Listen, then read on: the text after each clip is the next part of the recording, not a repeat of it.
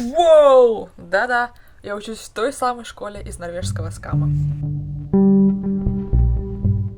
Это особый тип учебного заведения. Это, по сути, считается как обычная старшая школа, после заканчивания которой ты можешь поступить в высшее учебное заведение. Но здесь Видергоин имеет разное направление, разные специальности. То есть можно сравнить, наверное, как с колледжем, техникум и так далее, но это обычная система обычной старшей школы для всех норвежцев. Так вот, я учусь на джазовом направлении. И это единственное направление в Видергоине скуле во всей Норвегии. Оно существует в единственном городе. И я здесь учусь. Я думаю, вкратце я сначала расскажу про саму систему. В Норвегии среднее образование распределено на 3 этапа. Это детская школа с 1 по 7, с 8 по 10 средняя школа, и после 10 класса все поступают как раз-таки в этот Видергоин скуле, то есть старшую школу. В Украине, например, ты можешь проучиться 11 классов с одними и теми же людьми, и после этого уже поступать в университет. А здесь, после каждого этапа детской, средней, старшей школы, ты попадаешь в новый класс, в новый коллектив. Так вот, Видергоин скуле обычно состоит из 3 лет, в зависимости от того, на какую специальность ты поступил. Существует студия forberedende utdanning. Это тип образования, когда ты получаешь диплом о том, что ты закончил школу и готов поступать в высшее учебное заведение. Существует yrkesfag, что значит как техническая какая-то профессия, после которой ты можешь сразу работать. И учеба в ней длится 2 года в самой школе, и 2 года даются на практику. То есть ты должен найти какое-то место по твоей специальности и проработать там. А теперь про саму джаз-линию, на которой я учусь.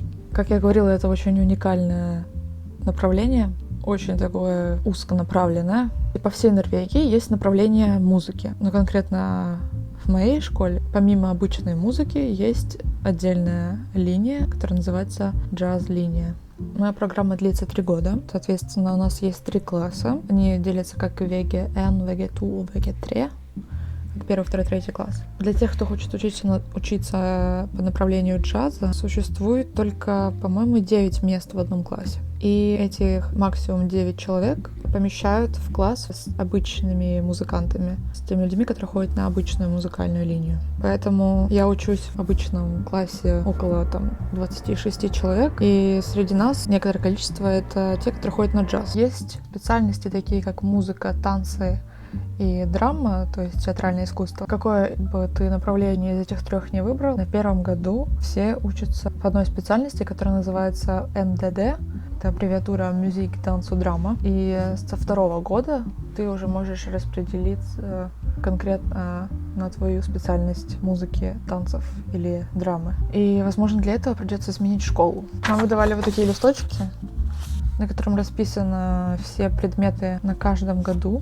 Мы учимся не только той специальности, на которую мы поступили, но и также общеобразовательным предметам, таким как норвежский язык, математика, природоведение, география, история, дополнительно еще какой-то язык, обществознание, ну и, соответственно, музыкальные предметы. На музыкальную линию могут поступить вообще кто угодно, даже те, кто никогда никак не был связан с музыкой, но хочет себя в этом попробовать и научиться играть на инструменте или петь. Но чтобы поступить на джаз-линию, нужно пройти творческий вступительный экзамен. Он состоит из того, что ты должен продемонстрировать, как ты умеешь играть на инструменте или петь, спеть или сыграть несколько песен, и также показать импровизацию. То есть на джаз-линии учатся ребята, осознанно выбравшие музыку, любящие джаз и достаточно скилловые и классно владеющие своим инструментом. В то время как те, которые учатся на обычной музыке, могут даже не уметь играть на инструменте.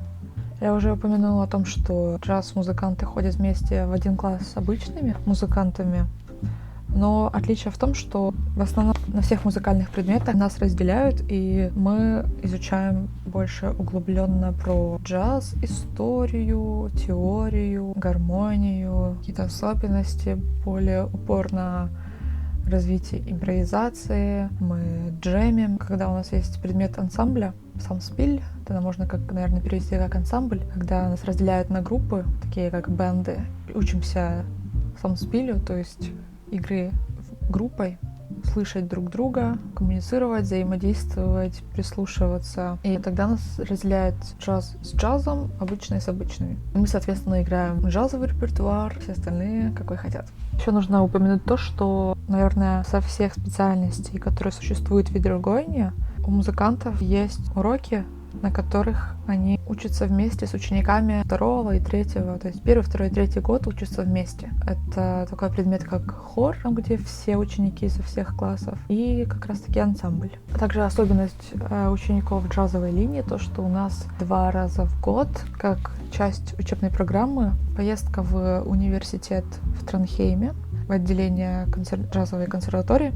Это длится 2-3 дня, и нам оплачивают проживание в классном отеле, завтрак. И программа обычно состоит из того, что мы идем на какие-нибудь занятия студентов в университете, тех джазовиков. Нам проводят там воркшопы, семинары, какие-то обучалки, могут какую-нибудь информацию об университете рассказать. И также мы сами там играем, разучиваем какую-то композицию и перед друг другом выступаем. Набираемся опыта, классного опыта. Также учителя с этой джазовой консерватории в Тронхейме 4 раза в год примерно или больше приезжают к нам в нашу школу, и у нас есть выделенные особые уроки. Например, у всех музыкантов обычных может быть какая-нибудь математика, а во время этого у нас джазовые уроки. Также часто мы можем пойти вместе на какой-нибудь концерт, который проходит там в Тронхейме, и, соответственно, нам все это оплачивают также. Это очень круто! Учеба на музыкальной линии, особенно на джаз-линии, это офигеть какой крутой опыт, потому что в Норвегии здесь очень поддерживают творческих людей, особенно музыкантов, и особенно джаз-музыкантов. Конкретно в нашей школе музыкальная линия каждый год выступает на большой сцене, на той большой сцене, на которой приезжают мировые артисты, например, как Джейкоб Клир, Самара Джой, Диана Ривз, небось и Мейлс Дэвис там выступал, я не знаю. Каждый год у нас там большой концерт со всей музыкальной линией, то есть это около 90 человек, так округлить, потому что 3 класса, в каждом до 30 примерно, вот столько человек. Также в течение года мы делаем несколько концертов в своем зале в Культурскуле. Это здание, в котором у нас проходят музыкальные уроки. У нас также бывают какие-то проекты, например, мы выступали в Кафедральном соборе. Ну а также ученики джазовой линии каждый июль выступают на фестивале Молд Джаз, подробнее о котором я рассказывала в предыдущем видео.